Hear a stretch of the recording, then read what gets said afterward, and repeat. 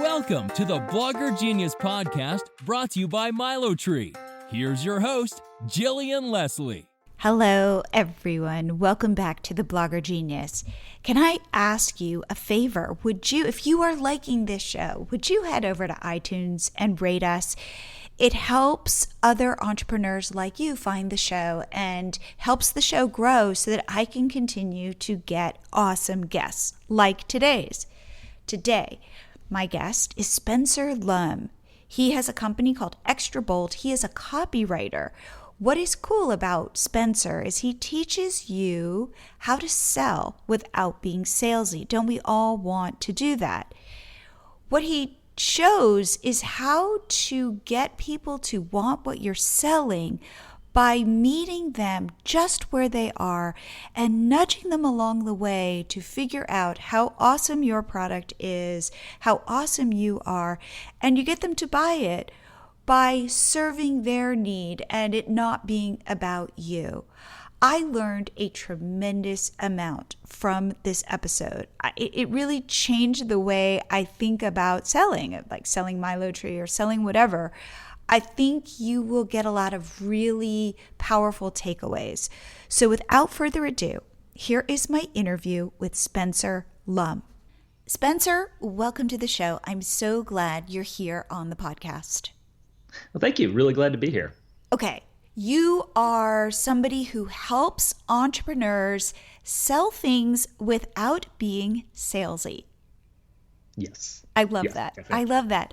Okay, so tell me a little bit about your background, kind of a short and sweet kind of synopsis of, where you were and where you are today and how you got there. Yeah, absolutely. I mean, I've been a serial entrepreneur my whole life. It goes way back. Like I got out of law school and decided, I don't really want to do law. So it's like, what else do I do? And I'm like, well, actually, honestly, I had no idea. I just kind of fell into it and I started a business. So accelerate through all this. I had a branding business. I've had so many businesses. I had a video production business. And eventually the one I fell into was a photography business. And this is one of those things. Most people don't really know it, but I was a wedding photographer and it's actually a shockingly hard job. I mean, it really burns through your body because you're standing there maybe 14 hours a day on the weekends or sometimes like 3 days a week. And it was great when I was young. Loved being there. I loved getting out, getting to know people and seeing kind of having, celebrate with them.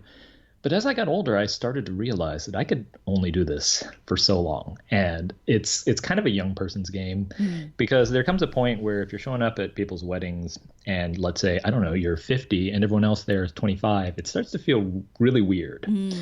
So I'm thinking, okay, what can I do? What can I do? And everyone, I don't know where I came across this. It's one of those things where I always think in my head it was probably like an ad on Facebook or something like that. But one day I come across some sort of ad.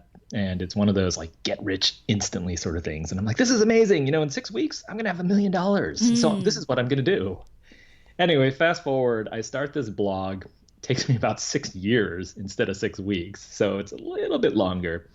But I just decided at this one point, I'm going to go all in. And so I run this webinar and I'm super anxious about it. Thinking, who's possibly going to show up to this thing? Okay. What's the blog about? Oh, yeah, I didn't even tell you. So that blog was for photographers. Okay. At that point. And so it was supposed to teach people like how to do photography, maybe some marketing tips, et cetera, et cetera. And I guess my big push was I'm going to do this workshop. It's going to be a big to do and I'm going to get all these people in. It's going to be really high ticket and that's going to launch my new business. Okay. So here I am in this webinar because everyone told me, webinars, that's the thing to do. Right. And I'm seeing people actually start showing up. I mean, this is back when, you would run a webinar and people would not kind of roll their eyes and think, oh God, not another one. Right. And so I'm looking at the numbers and they're going up, up, up, and I'm super excited. But I get to that point, how there's always a midpoint in every webinar where you have to switch over to the pitch and actually sell. Yes. Well, I get to that and you would think I would have thought about this ahead of time, but I did not. I realized I have no idea what to say or what to do. I guess I just kind of pictured in my head, I would just say, hey, everyone, and I got this thing, and everyone would just sign up. Right. And so, I start getting really anxious, and I start talking about it, and I'm watching those little numbers because you can see how many people are there, and you're just watching. It's just like dropping like a rock. Okay. And then you start to get more panicked and in your head thinking, what am I doing wrong? And I'm doing my best to get through it. It's horrible. It's a train wreck in slow motion. Oh. And until finally there's just one person sitting around and that's it. But I'm like, okay, I'm going to go through this. Maybe this person's going to sign up. At least I'll get some sort of win. And then I get to the end and the person, he's like, hey, yeah, I just wanted to see if you could get me that link for that free PDF you talked about. Oh. And that was it. Yes. It was crushing. And really at that point I had I had shifted over. I had stopped taking, I was only taking like half as many weddings. So I'm in a panic now because like my income's taking a big hit, but my big plans, they're not, it's not coming together. And so really, I mean, for the next 6 months, and actually ever since then, I stumbled across like one of my friends, she Anyway, she works at Stanford, but she explained to me there's this little part of the brain. It's called the nucleus accumbens, and I don't want to get too geeky about this. But basically, that's the part that's responsible for all desire, and not any type of desire. Like if you want to splurge on something and you're at a store and you're like fighting against yourself, like you've probably had that feeling at some point, right? It's like that's the nucleus accumbens in action. When you're looking at some food that you really want to eat, or even when you chocolate. Yes, exactly.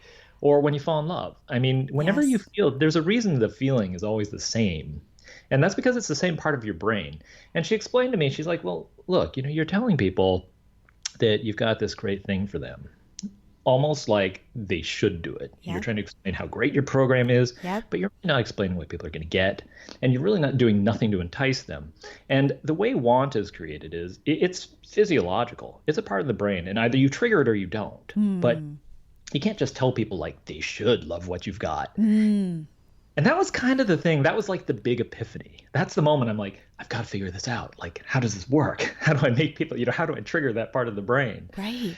And that was kind of, so the webinar was a huge failure, but without it, I don't think I ever would have understood or really I don't think I really would have put together the pieces to understand how you connect with people. And so I feel really lucky that happened. Although I sure didn't at the time. It was horrible. Okay. But so then because I am with you on this, which is I want to know how to create this want without it being go do, like you're a parent saying go do this or this is good for you or those kinds of things. Like I want people to want stuff that I'm selling. I want people to want to try MiloTree. Like what do I do? Right, exactly, right. I always call it, the parent thing is perfect. I always call it like the eat your vegetable. I call it eat your vegetables marketing because if you look at like so much of what people do, that's exactly what it's like. For example, I was just looking at something. I'm going to paraphrase this because this comes from someone who's a friend. I don't want to pick anyone.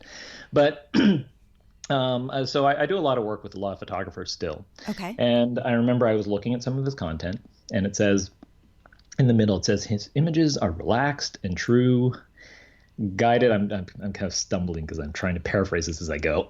So I'm kind of making this up, but it's really close to what he actually said. So his images are relaxed and true. Oh, sorry, my voice is going. Guided by the vision of an artist in his element, and knowing that a picture is so much more than a picture. It's a sense that goes beyond lighting and the pose and composition. It seeks the undertones and nuance of mood and the flow of the universe and our place in all of it. Okay, so that's kind of pretty close to how the content reads. Okay. And the thing is, when you read that, it's hard not to see that as marketing. It's hard not to see that as like, if you kind of look at that, well, what's the undertone? What's he trying to do? And what he's kind of trying to say, probably without really thinking about it, is he's kind of trying to say, I am really deep. That's what I was going to say. Yes, this is all about me and how in touch I am with the universe. Exactly. It's like I'm so spiritual. Right. And, it's like, well, no one hires anyone for them to be spiritual, right? It's like it is completely 100% in his own sandbox. Yes. And I know what he's thinking, but it's kind of, I call it proofy. I mean, eat your vegetables marketing. It's always proofy because it's based on this idea that if I show you how like amazing I am, Yeah. you're gonna want to work with me, because why would you not want to work with someone who's amazing? Yes. Yes. And I think that's kind of a natural thought. Like, I think everyone does this at some point. Yes. Yes. But like, I was looking at like purple beds. Because I'm looking for a bed. And Yep. I was looking at the website, and I remembered like basically it said something like sleep better, science proves it, or something like that. Okay. And I'm like, yes, that's exactly what I want. I Yep. want to sleep better. And if you can convince me that you've got some sort of science which is going to intrigue me and tease me, that you're doing something different with your bed, then that's going to get me interested. And Right. it's almost brain dead simple. Right. But I feel like it's so hard to do, to Right. kind of boil something down. Don't you think, though, I've read this, again, as like an evolutionary thing. We are obsessed with ourselves, because if I focus on me, I'm going to survive and my genes are going to get into the next generation. So Right, therefore, my right. whole view of the world is all about me. And I don't mean that in a Totally. conceited sort of way, but like, even though, yes, I love my daughter and my husband, like I am on some level looking out for a number one here, because Yeah. I am programmed to do that.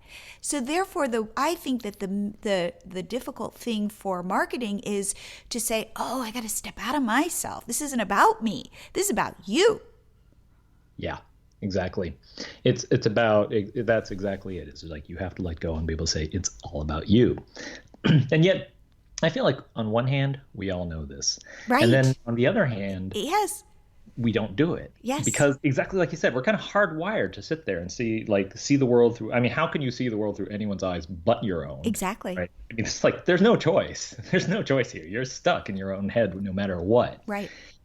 And that's why I think like it always feels to me whenever I teach people, the more I go, the more reductive it gets, because the more I realize, well, you can teach all the strategies in the world, and I am all for the strategies. But if you can't get someone to see the world like their audience, nothing is going to happen ever. And so, I mean, that's the thing, right? If you want to, how do you create desire? And I guess the thing about this whole eat your vegetables approach is it's kind of like if you're dating somebody, what do? Well, if you want to do it, in a way that's going to guarantee that you're going to get no results, like let's say I know dating from a guy's perspective, so Okay. I'm going to frame it that way, right? Okay. But let's say you see someone and you're really attracted to them. Well, I mean, are you going to get them to fall in love with you by handing a resume showing all your qualifications? That says how amazing you are and all the things you've done, and maybe showing a picture of you with your really great car, Right. something like that. I mean, Right. no, Right. right? That doesn't make someone fall in love, because it's all about you. Right. Like, what makes people fall in love? Well, first, I mean, I kind of think there are two things. And maybe in a way, all of marketing, you can bring down to two things, although I'm notorious for saying, like, it's just one thing. Right. Right. Somehow, like, that one thing is always like, there are like 50 different one things I pick from. Right. Really, I mean, you can almost think of it like this. Marketing is two things. It is understanding what your audience wants. Okay. And it is breaking it down into a series of stages where it's like flirtation as opposed to handing over a resume. Your goal is to take people from, to kind of meet them where they're at Mm-hmm. with whatever's on their mind, Mm-hmm.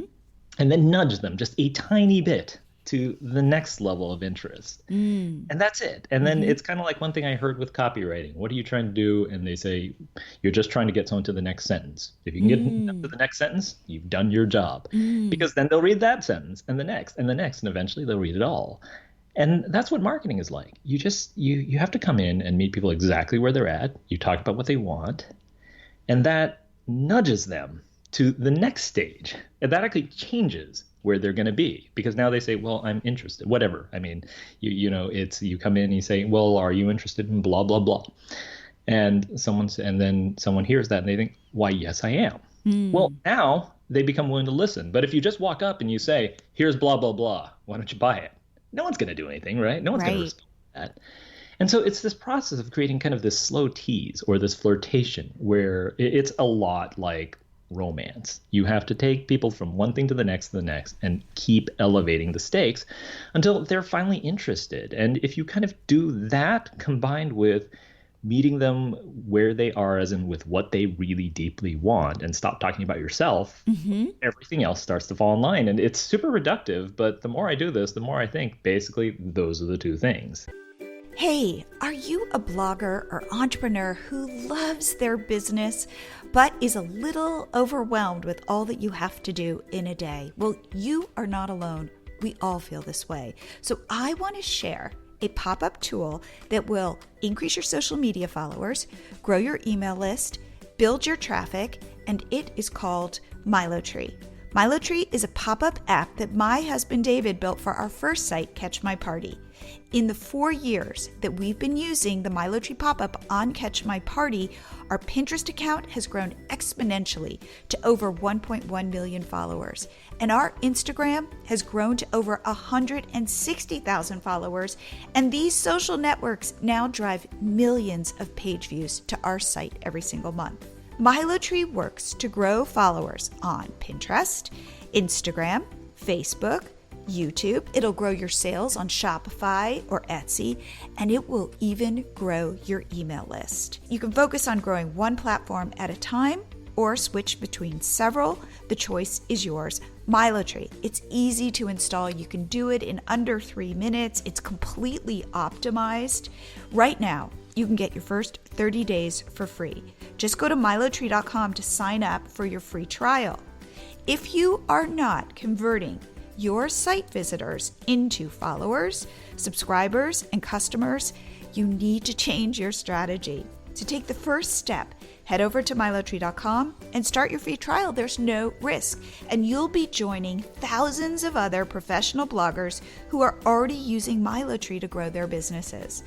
As a bonus, once you sign up, I'll send you valuable business tips each week to help you continue to accelerate your growth.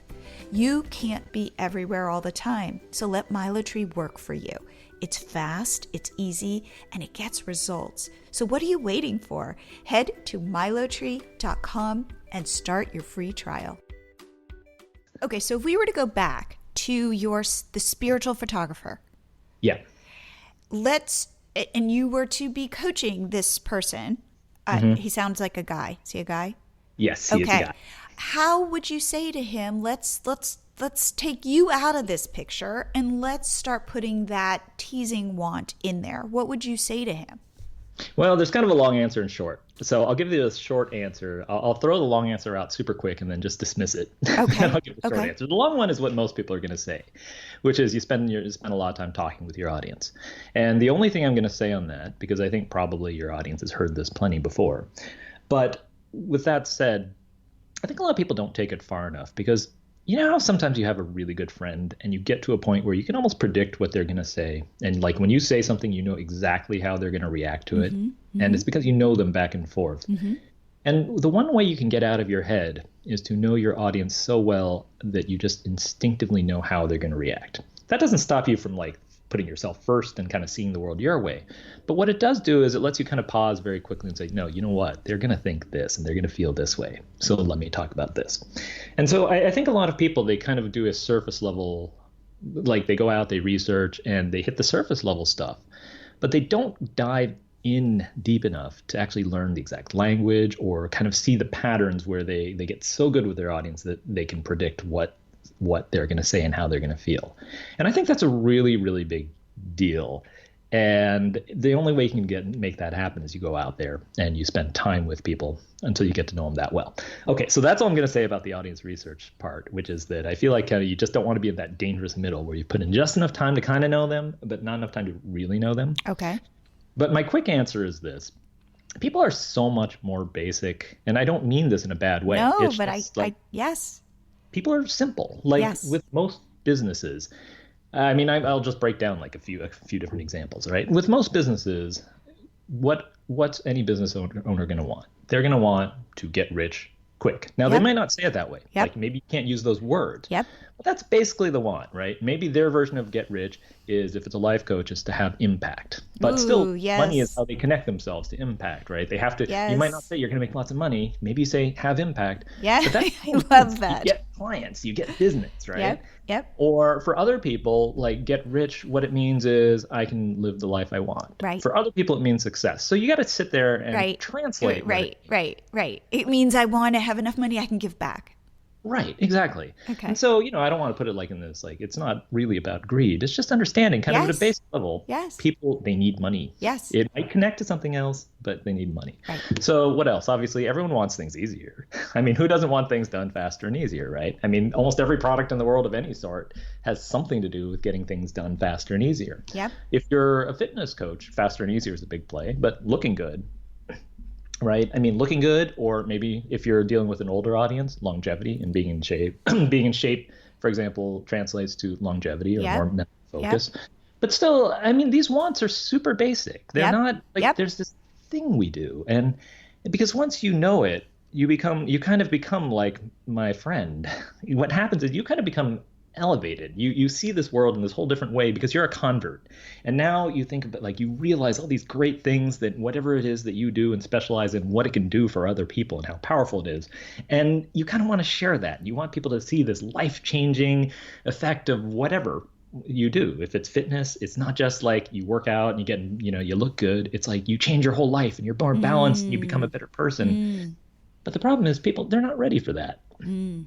They're not, your job is to lead people to that conclusion. But at the time people have the problem, if they're having a problem, that means they haven't gotten to where you are. And so you have to go to the very basics and start off with those understanding. I always tell people like I have a note somewhere in my desk on this big sheet of paper. It says like 7 deadly sins. And the reason I have that is because it's a reminder to me, like, these are the basic things that people react to and respond to. And it's not, I'm not saying that you have to make all your marketing about, let's say, greed or whatever, but I use it because it reminds me that I have to speak the language of my audience. And I constantly forget that myself because I want to say whatever I feel like saying. But okay, so what you're saying to me, so if the 7 deadly sins are things like gluttony and greed and I don't even know what they are. Jealousy, I don't know if that's one. I know. I actually but the idea is you want to tap into these to elicit emotion? Well, I mean, yes, part of it. Like if you're looking for an actual strategy, you can literally do that. You can go through and I mean, I don't mean to make this sound manipulative. No. It's just like I said, I mean, to me, the way you honor your audience is you respect what they want as they are. Okay. And so it's not, if I come in and I tell people this is how you should live your life, like eat your vegetables, I know better than you. It's not respecting my audience. Mm-hmm. And it's funny because a lot of times people say, well, I don't want to say it that way or talk about it, even though that's what their audience wants. Like if you're dealing with a teen male for fitness, I mean, you're going to say 6-pack abs somewhere along the way. Right. And someone might think, well, fitness means so much more than that. Right. It's spiritual. Yeah. It's spiritual. Right. But I'm like, if you're trying to hit that teen male and you want him to see more in fitness, you've got to build a connection. And go and be where they are. Right. You have to go where they are. That's what respects them. And so, again, like with the 7 deadly sins, yeah, exactly what you said. I mean, I never remember all 7 either. But let's take greed. Well, greed is kind of get rich, right? Right. So, or let's say, I don't know. I mean, whatever angle, like, let's say you're talking about any want, like, let's say someone's talking about vanity, right? I mean, you have to understand, like, since you talked about my friend, the photographer. Right. Because I want to go back to him because I want you to help his business. I'm worried about him. Yeah, right, exactly. We want to get him some business. Exactly. We want his business to work.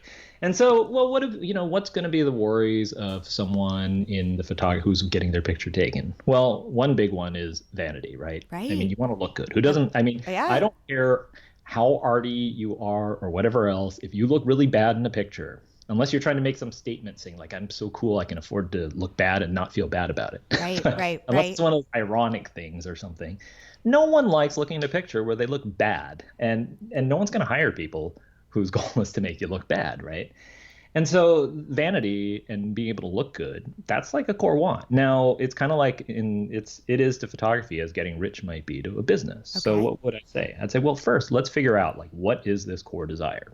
And so that's why I have the note of 7 deadly sins. It's kind of to remind me, and those aren't the only things you can think about, but it kind of reminds me, it's like think about people's most basic wants. And they're a good guide, because if you look at them, those are kind of the primitive, like lizard brain wants that most people have, right? Okay, so let's say I'm a bride, right? Yeah. So yeah, I want to look good. I want to look thin. I want to look tan. Like I want to look great. Exactly. Because I'm going to look back on these photos for the rest of my life. And not only that, I'm posting them on Instagram. So you better believe I want to look good. So how would you then create a message for this photographer that doesn't sound like, I don't want, though, weirdly, I don't necessarily want to kind of expose that those are really what I want. Like I almost don't want to say it to myself. Right. Yes, exactly. I mean, I would never sit around and say it too. Like I don't want, if you said to me, well, you're going to look good on your Instagram because I'm going to make really, take really good photos, I'd be like, ew, I don't want to hire you if that's all you think I care about. Yeah, exactly. Because you don't want I don't want to admit that. You, right?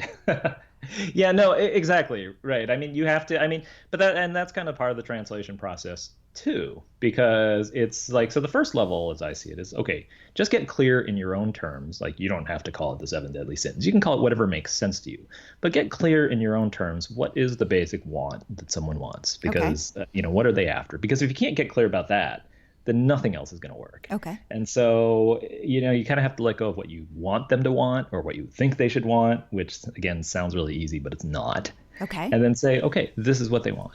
And the next stage is you have to translate that to what it means to them. Like I was saying with business, right? You can't say to the life coach, do you want to get gobs of money? Right. That's not why someone becomes a life coach. Right. And so same thing here. If you sit around and you said to someone, hey, you want to look smoking, well, I mean, maybe. Maybe, but it's my way. I just want to look good, but I kind of don't want you to even say that, but I want you to infer it. I want to know that you got my back. Well, there are all sorts of ways you could do it. Actually, it's funny. You just, right now, that was perfect, right? You said, if you put it as a quote, let's say you have a testimonial. And this isn't usually the route I go, but let's just suppose the first thing people see is a testimonial and it said something that's that simple. It's like, I just wanted a photographer who would make me look good.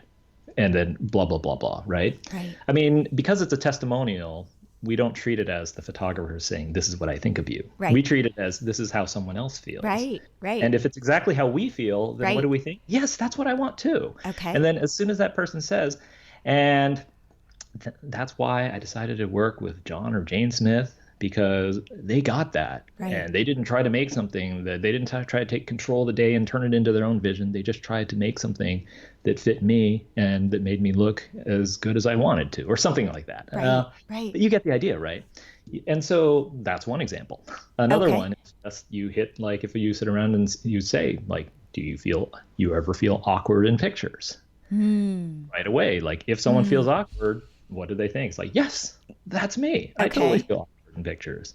But I mean, you also see the opposite. You see the opposite. I mean, there are some people, let's say, they look really good and they do want to look smoking hot. And no, you can't sit around and say, do you want to look good for your Instagram feed? Right. But like, we see this all the time with luxury goods. When you say something like, an exclusive experience. Yes. Because you deserve the best. Yes. I mean, I would never use that exact copy, but what I want to point out is it does work for some brands. And the reason it works is because it's coded language for really saying, I'm going to let you show off. Right. I'm going to let you feel better than all your friends. Yes. But you can't spell it out that way. Right. Because no one wants to think that. Right. But that's what it's saying, right? So it's kind of like you need to be stealth. You need to communicate the message of, like, you're going to get to feel better than everybody else, or you're going to look so hot in your Instagram that your friends are going to be jealous, or whatever it is. But then you have to couch it in language that almost tricks you, the consumer, into like, well, that's not really what I want, but it is what I want. Pretty much. I mean, I wouldn't use the word trick. Okay. I honestly do. I kind of have two sides in my head. I do think of it as, I really actually think that the best, I'm going to talk about Steve Jobs a tiny bit. He's always my example. Because I think the thing that really made him remarkable, I mean, there were a lot of things that kind of made people love him, despite the fact that from all accounts he was kind of a jerk Right, as far as his right. personal interaction goes.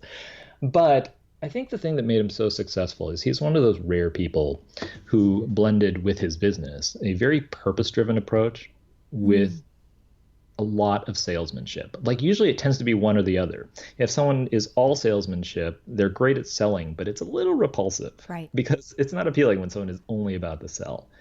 And if someone is all purpose driven, kind of like my friend, they become too esoteric and distant. No one really wants what they've got. And they also tend to focus a little bit too much on themselves. And what was unique about Steve Jobs is that he was very purpose driven and always thinking about, like, how can I use technology to kind of elevate people and make things that are really human. And yet at the same time, he had no problem selling it constantly. Okay. And so you're kind of, people think of these as two opposites. Like either you're really selfless and purpose driven, or you're really salesy and sleazy.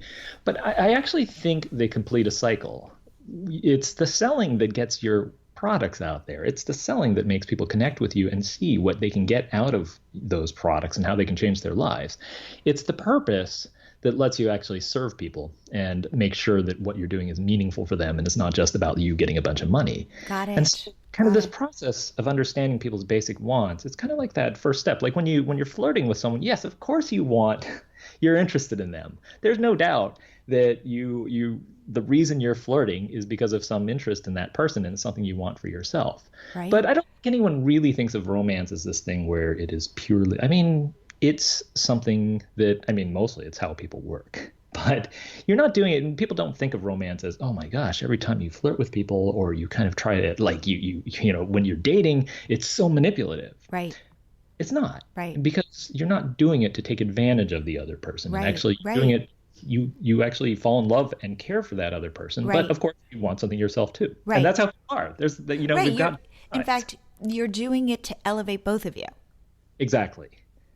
And so with that said, I mean, you know, you can, I don't take offense. Like if you sit around and say the goal is to trick them, what I would say is, as a marketer, if that makes it more clear in your head for what you need to do, I would say go for it. Right. Use the word. Yes. Be as honest as you can with whatever works in your head, because it is really hard to get it out there and get that clarity and say, this is my process. But in truth, I see good salesmanship as a way to help people. And Right. yes, of course, you got something in it. You know, there's Right. I never Right. try to hide to people. It's like, oh, I want business.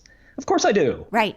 Right. Why else would I be doing this? Right. Right. But it's not the only reason I'm doing what I do. So I do I it like because that. I like it, I and like I that. want to share. I like that. I like that. And when I think about the brands that I really respond to, I do feel their purpose. And I also know that they want my money. But because Right. somehow they do have a higher purpose, I'm willing to hand over my money because I also think I'm getting value, but I'm also kind of connecting to the brand. Yeah, it's kind of like when you see that. I love that. I love what you said so much. It's like when you see that their purpose kind of aligns with yours, suddenly buying and being part of a brand becomes kind of this extension of yourself. Right, And you right. even start to say, I like spending money on them, because it's almost like, for me, it's not just like, oh, I'm buying a thing. It's Right. kind of this value of saying, this is what I believe in the world, and they have those values, and I'm kind of endorsing that. Right. And Right. it's like, yeah, they want my money, of course, but Right. that's okay. Right. I don't mind. Yes, I feel good. I love these shoes called Allbirds, and I'm happy to buy them. I have And- Allbirds too. And They're when so I comfortable. exactly, they're almost now like a little like extra hip because everybody seems to have them. But like, Yeah. there's a little bit like in the beginning where you would find somebody with Allbirds and you'd be like, I've got Allbirds, and it was almost like you were part of this weird exclusive club of geeky, awful looking Right. kind of shoes that are cool, you know? Yes. I know exactly how that's perfect. And that's exactly it, right? I mean, and Allbirds, I remember, actually, it's funny. I used to use them as an example, but I remember, I'm trying to remember. No, I can't remember. I think it was like the most comfortable shoes in the world because they're made of wool or Right, something like exactly. that. Like, it kind of reminds me of what I said with purple. It's so simple, but it's exactly on point. And it's like, that's not the whole sell. But right away, you go to the website and you see it's like, oh, this is what I'm looking for. This is for me. And Right. so it's about you, the user and the viewer. It's not about them saying, we believe in a better world through. I mean, they get into they talk do, about that right? stuff later. But they're like sheep, and it's cute, and it's geeky, and I'm geeky, and it's, and they're colorful, and there's so many things, and they're soft. And Right. there's so many elements that I go, and they're not super expensive, and they are really comfortable. So I feel like they deliver on their promise, and then I'm willing to buy them. Yes. And then and then I do feel like I'm part of this like little club where, especially, at my yoga studio, when I would see somebody wearing Allbirds, and we'd have to have like a 5-minute conversation about how so comfortable they are. Mm-hmm. I know, because I feel like having a 5-minute conversation right now about how comfortable they are. Yeah, so anybody out there, get them. They're good. They're I know, really they are comfortable. really but good. they're becoming a little too trendy, but yes. Yeah, a little bit trendy, but still super comfortable. So comfortable. I know. So anyway, so I get that. Okay, so let's say then I am going to sell a course or a product or something like that, and I've got a landing page because this is the internet. Yes. What do I do on this landing page to communicate all that you're talking about, to tap into that whatever deadly sin I am tapping into without telling people I'm really tapping into that, meeting this person, my potential customer, where they are, and leading them on this journey, like holding their hand and leading them on this journey. What are some highlights that I could add?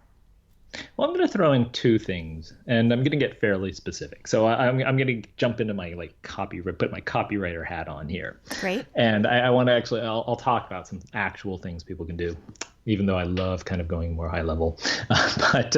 Okay, so here are the two things that I see that I think most people don't nail on their landing pages. And they're super simple, but they're not at the exact same time. So the first one is understanding curiosity. And so, let's go back to the idea of flirtation. Apparently that's my model for today. Great. It's not always my model. It's one of the many things, but I don't know. Every time I have a conversation, it always seems like something comes out as like, that's the model for the day. Okay. So let's take that idea, right? I mean, what's the whole idea behind flirtation? The whole idea is that you don't give everything away at once. No. You don't sit around. I mean, it's a small little thing. You give a hint of something that someone wants and is interested, and is attracted to. Okay. And then you just kind of let it linger and you let it sit. And then you give another little something, whatever it is, a gesture, a look. I mean, a touch on the shoulder. I don't know. Right. But I mean, it's funny that I use this model because I really suck at flirting. Okay. Anyway, I mean, I'm like, oh my God, I'm just so happy I'm married because I don't know what to do. Yes. So it would be a disaster. But anyway, so the first thing to understand is that the ability to tease is everything. And I think some people, they kind of have this guilt mindset that goes with it because they feel like, oh, it's not good to tease. It's not good to kind of create curiosity. They kind of want to give value. But, if you do it in a way where you're doing it and people see you're having fun and you're engaging and they like you and you're likable, people don't see it as, oh, this is horrible. They see it as, this is so fun to read. Mm-hmm. It's intriguing.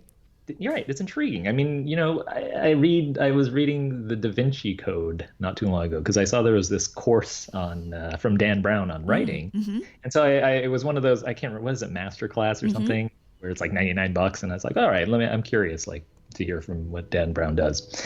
And so I started rereading the Da Vinci Code, and it's just one of those things where it's nothing but a tease all the way through, right? Brown's books are just like, and as are kind of most of the page turners, there's really nothing but a constant tease. And you love it. It's the most fun thing in the world because who doesn't like having a page turner where you can't wait to see what's going to happen next? Mm-hmm. And so I would say number one thing is to understand that the goal is not to give value. It is not to prove you're good, kind of like the example I gave from my friend. The goal is to kind of hint to people, I've got something that I think you're really going to like, and it's going to do amazing things for you. And you want to do blank in order to take the next step towards getting that thing. And so it's really important to have that mindset from the get-go. And so I would say, kind of, even though that's not a specific tactic, it makes all the difference in the world when you sit around and you say, not that this is good for you, but you kind of, you make it clear. It's like, this is something. It's kind of like if you say, I don't know, if you go up to a friend and say, I've got something that I think you might be interested in. And then you're kind of paused like, nah, you know what? Never mind. You won't want Right. it. Right. I mean, what happens after that? Right. Right. Right. And it's so much better to take that approach than to say, hey, man, you got to go do this because this is going to completely change your life. And this is what you should be working on. Well, that's so interesting because there's the other school of thought for marketing, which is tell people what to do, how to take action, what button to press, where to put their credit card in, and do it. And I'm all for that at the right time. Once people once you get to a point where you really want something, tell them exactly what to do in tons of detail. But not at the top. So right, I'm on a landing page. So not at the top. Going, this will change your life. Do it now. Credit card here. Exactly. Because, I mean, everyone's got their BS meter on like high alert, right? So, so on the landing page, I mean, it's going to depend on the size of the landing page. Like if you've got like a quick, this is a lead magnet. For the most part, all you got to do is sit around and, we've all seen the classic formulas, but, 3 steps to lose 32 pounds in 24 hours and blah, blah, get the PDF. And so if it's a longer one, though, I think one of the things that you'll see, there are kind of two schools of like sales pages in general.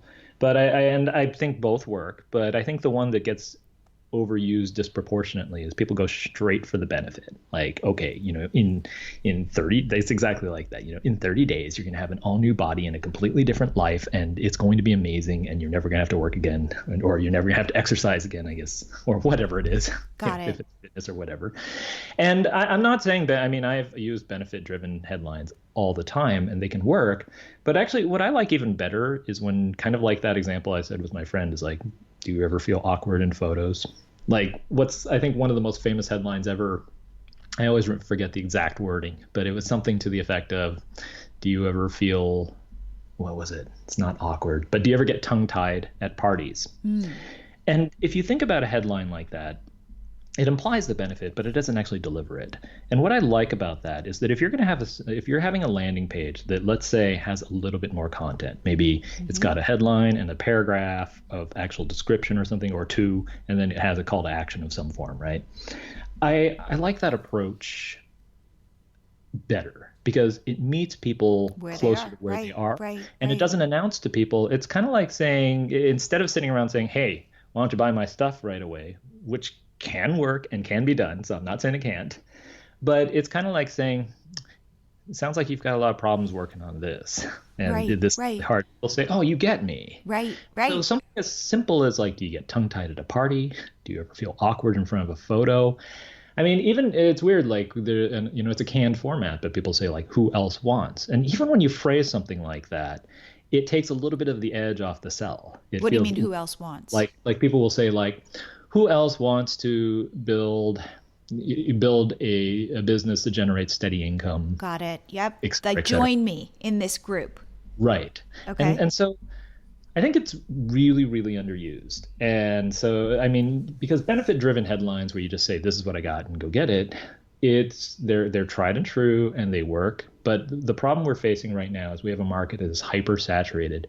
And I think the level of execution you need for a really good benefit-driven headline, especially if you're selling a low-ticket product, let's say it's a $19 entry, an entry point.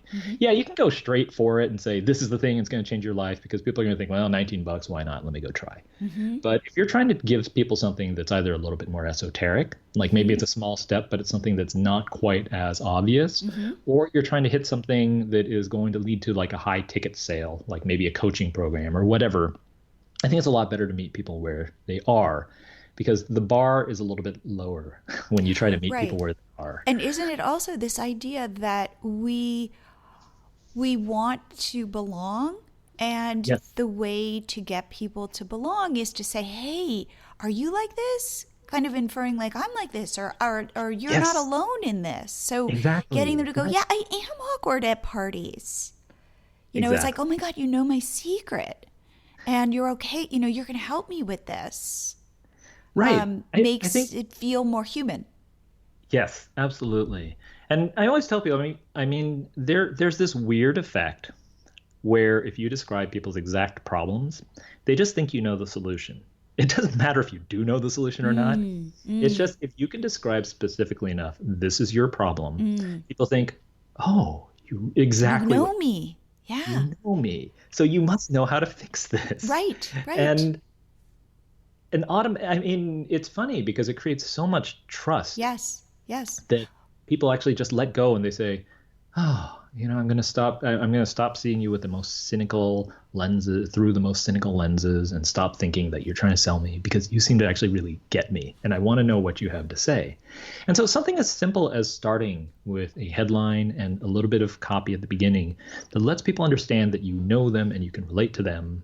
And that you see them for who they are, and you're like that too. Exactly. In fact, Then, sorry, I was just going to say, I was listening to a podcast about parenting, and this expert said something that I thought was really interesting, which is our kids, they'll want our approval and things like that. But the truth of what they really want is they want to be seen for who they are. And they'll do stuff like work hard or do cartwheels or whatever. But really at the core, all we want is to be seen. Yeah, right. I think that's, wow. And weirdly, even that photographer, the spiritual photographer, he's wanting to be seen. He doesn't know that that's why he's writing that copy, but he's kind of saying, acknowledge how freaking awesome I am. See me. Right. And what he's missing is, no, it's not about him. It's about him seeing you. Yes, but you've cut straight to the truth of it, right? That's exactly, I think you're dead on right. That's exactly what's going on. He wants to be seen, and we all do. I mean, who doesn't want to be seen?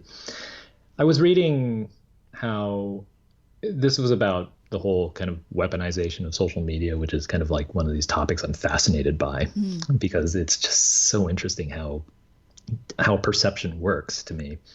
But one line that really stuck out is I read this quote about the fact that it used to be that there was someone had the quote that you could choose your opinion, but you can't choose your facts. And what's changed in the modern world is that now you can only choose your opinion, but you can choose your facts too. And so when you're hitting a landing page and you're thinking about, okay, how am I going to grab people's attention and how am I going to relate to them? You want to ask yourself, like, what are those facts? What is the world they want to see? What's the world they live in? And I mean, in social media, why is it an echo chamber? Because people like confirmation. They like seeing their beliefs echoed back. They like seeing that they're right. And once you know how to talk about what makes people feel like they are safe being who they are and that they're seen, suddenly, and this is kind of one of the keys to selling without being salesy. I mean, part of it is understanding that if you get people in the right mood, they love being sold. They enjoy this, but only if you get them in the right mood first. And if you don't take the time to do it, then it's offensive. Right. So that's the first thing I would say with a landing page is look at that headline and look at that first piece of information and focus on relating to people so you create curiosity and interest before you move into the actual pitch. And I wouldn't say, not 100% rule. If it's a quick and dirty one-liner where it's just like get something for free for an email, benefit driven, I probably wouldn't take that approach. I'd go with a straight benefit. But when you have something that's a little heavier duty, that's where I start. But I'll throw out a second thing, and this one's a little easy. It's just getting really specific. Like, it makes so much of a difference, right? If you say, okay, I mean, we see this type of headline all the time, or not headline even, we see this type of thing all the time, but it makes all the difference in the world if you say, here's something that's going to get you 2x more results versus here's something that's going to get you 232% more results. You hear 232%, you think, oh, that must be from some study, or it must be legitimate, whatever. Yes. And it's a small little twist, but it makes a huge difference. Or let's say I was writing something and I wanted to talk about where it came from. It's one thing to say that it sounds totally different.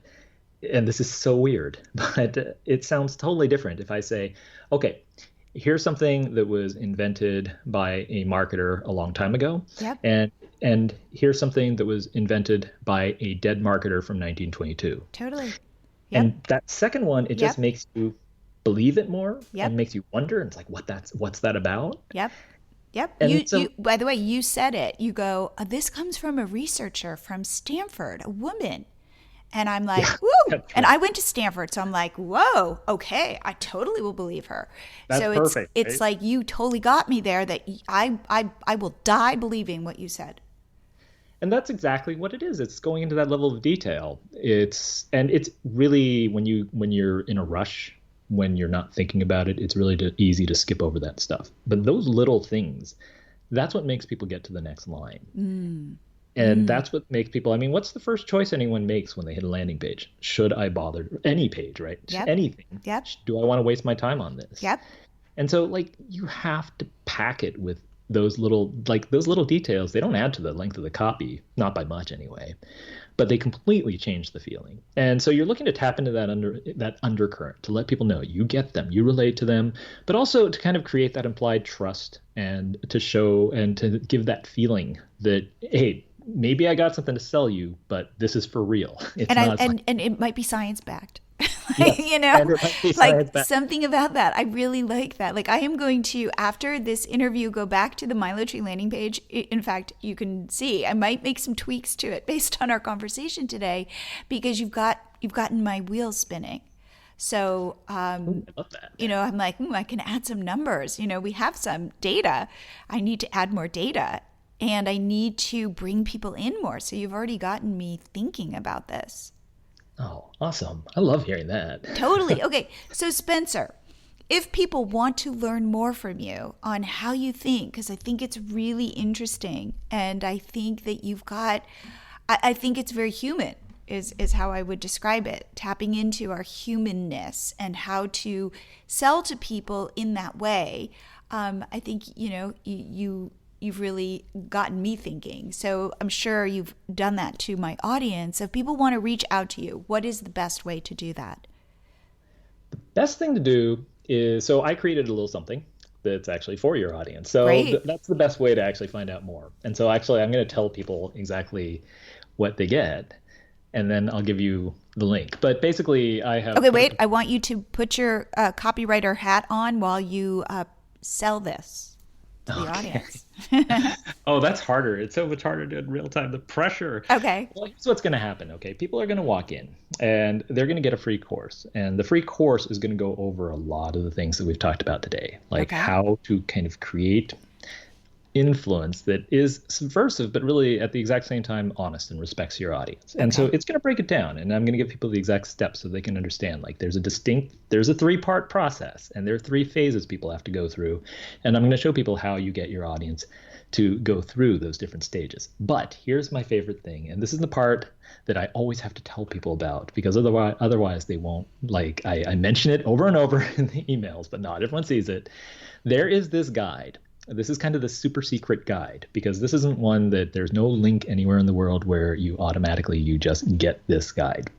But if you join, it is one level deeper. And the only thing I ask for people is that they share it. And there's a little button. You just got to click on the button. It gets shared. It's super easy. Like I don't track like whether anyone responded or anything like that. So there's no other hurdles. You just click on it, you share it, and then you get the link. And this one is actually a full-on guide. It was something that I constantly think about taking down, because I'm thinking about making a paid-for program out of it, but I have not yet. And so it's still there right now.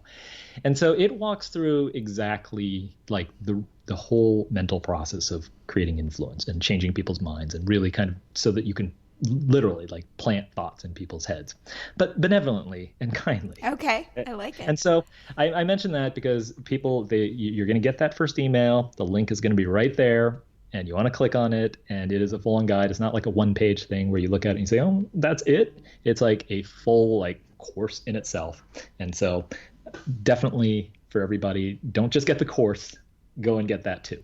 Okay, here's the link. So it is over at www.goextrabold.com/bloggergenius. Perfect. Oh, terrific. I am going to go get that, and I will click the link. Awesome. Oh, well, Spencer, thank you so much for being on the show. Well, thank you for having me. It was really good talking. If you are a blogger and you want to grow your business, join close to 8,000 other professional bloggers who are using Milo Tree. With Milo Tree, these bloggers have grown their social media followers and email list by over 23 million, and with no effort. So go to milotree.com, sign up today, and I will see you again here next week.